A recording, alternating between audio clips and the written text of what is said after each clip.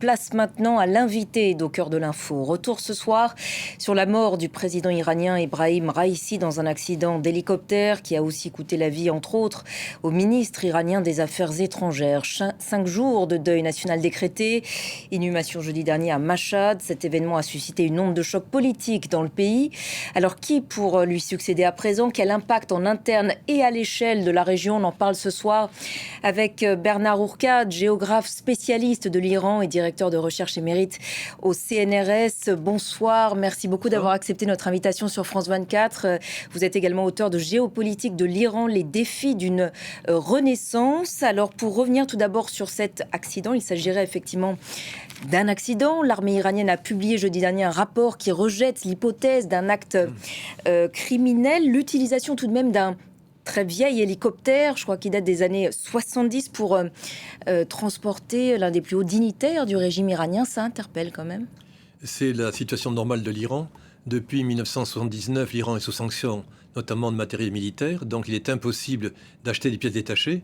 Et le problème s'est posé pour les Airbus ou les Boeing iraniens qui font les vols intérieurs, qui volent. La question qui se pose, c'est non pas pourquoi un hélicoptère s'est écrasé, mais pourquoi y a-t-il encore des hélicoptères qui volent en Iran? Parce qu'effectivement, l'Iran n'est pas capable, n'a pas les moyens de faire cela. Et l'industrie locale ne permet pas évidemment de fabriquer des hélicoptères modernes.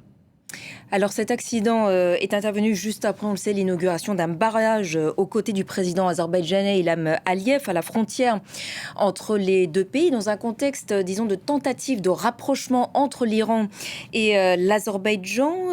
Là aussi, cette tentative de rapprochement peut étonner. On sait que l'Azerbaïdjan, ces dernières années, était très proche d'Israël. Comment l'interpréter? L'Iran et l'Azerbaïdjan, l'Iran et l'Arménie, l'Arménie et l'Azerbaïdjan étaient en conflit. La guerre Arménie et Azerbaïdjan était violente. L'Iran prenait le parti de l'Arménie, mais bien souvent aussi, les Iraniens se méfiaient des Azerbaïdjanais, puisque la majorité de la population azérie habite en Iran et des soucis d'irrédentisme. Autrement dit, le conflit était violent. Il était essentiel pour le gouvernement de Raïssi et pour n'importe quel gouvernement iranien de ne pas embraser les choses et de faire en sorte que les relations soient aussi neutre que possible avec l'Azerbaïdjan. Et donc c'est une démarche assez banale que le président Raïssi a menée en Azerbaïdjan. Alors après cet accident, le guide suprême Ali Khamenei, on l'a vu, s'est voulu très rassurant. Il a assuré ses concitoyens qu'il y aurait une continuité de l'État. Le vice-président Mohamed Mokber gère donc désormais les affaires courantes. On sait qu'il y a une présidentielle qui s'organise pour le 28 juin. De toute façon, le président n'a qu'une marge de manœuvre limitée dans le pays. Oui, effectivement. En Iran, il y a un gouvernement avec un président élu tous les 4 ans, le président de la République, et qui dirige le gouvernement, qui fait fonctionner la machine. Et Mohamed Raïssi a donc été élu en 2021.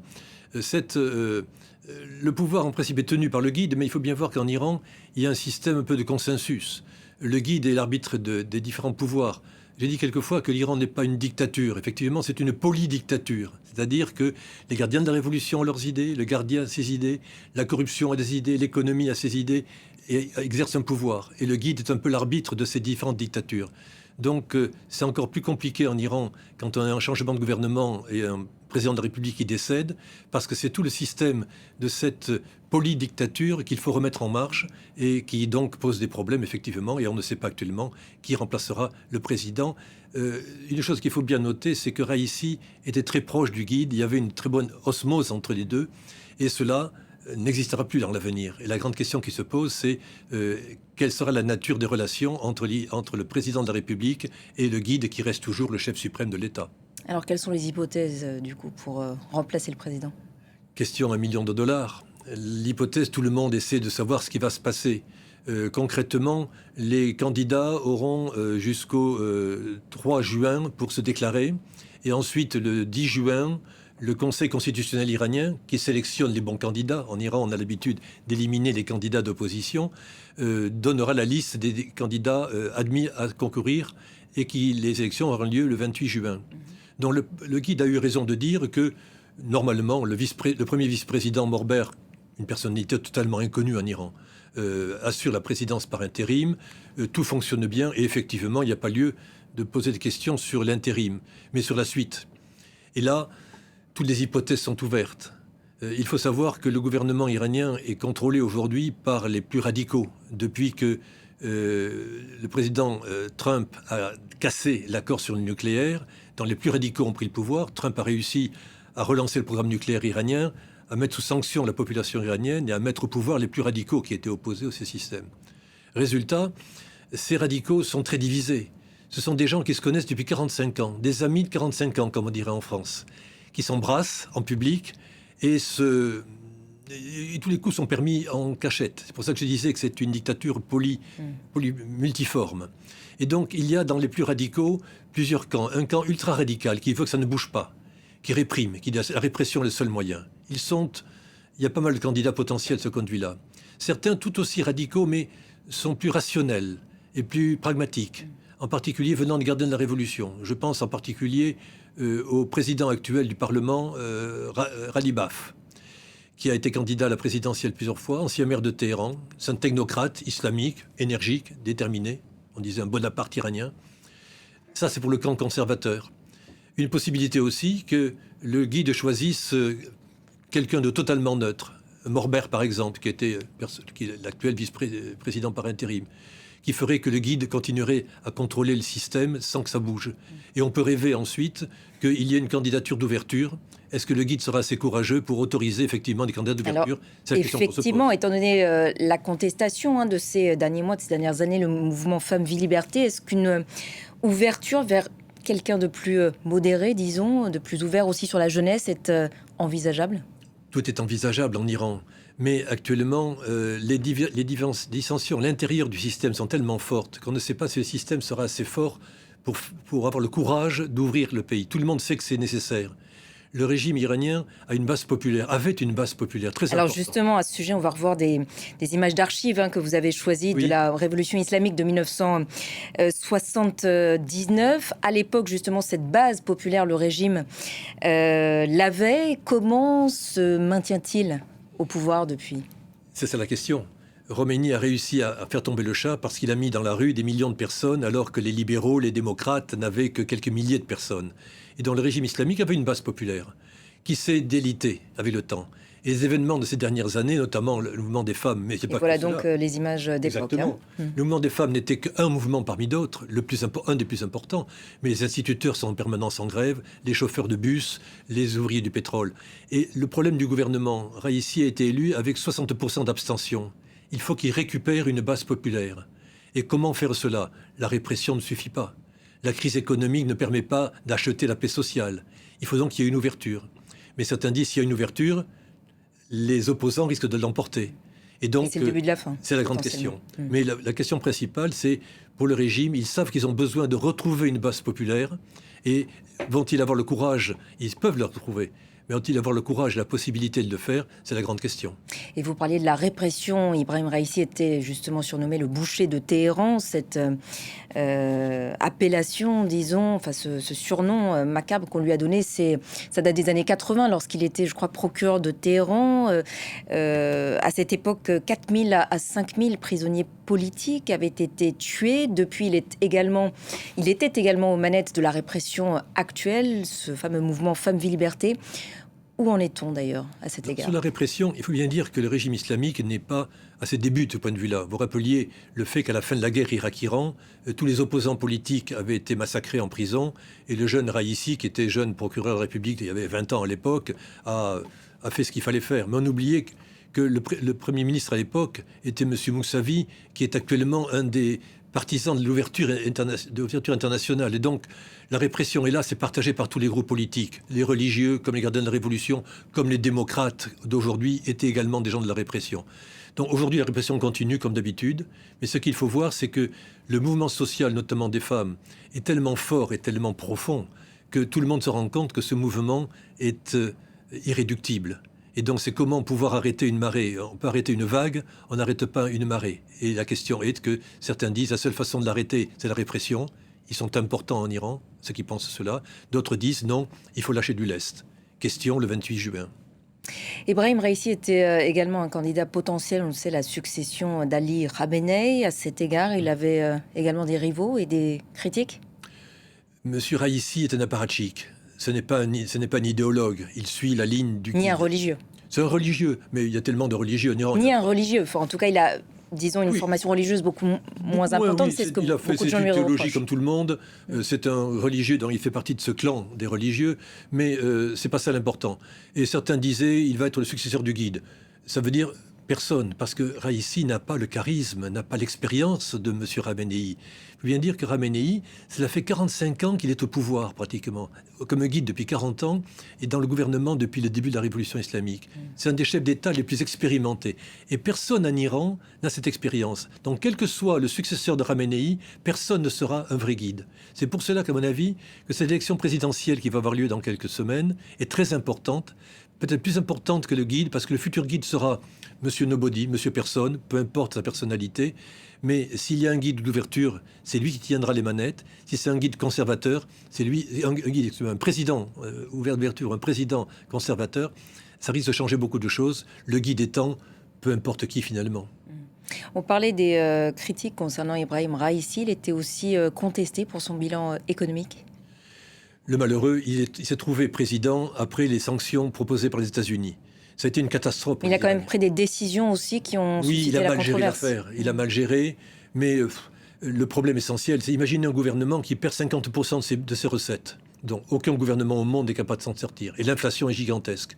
Donc toute la classe moyenne qui avait espéré pouvoir travailler, les femmes notamment, diplômées, sont retrouvées au chômage brutalement.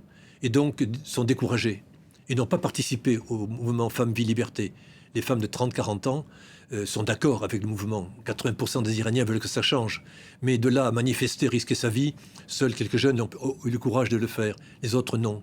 Donc l'économie iranienne est à genoux, les Iraniens aussi. Et c'est un facteur très important qui permettrait à n'importe quel populiste, comme Ahmadinejad par exemple, l'ancien président, très populiste, disant « moi je vais vous donner de l'argent ».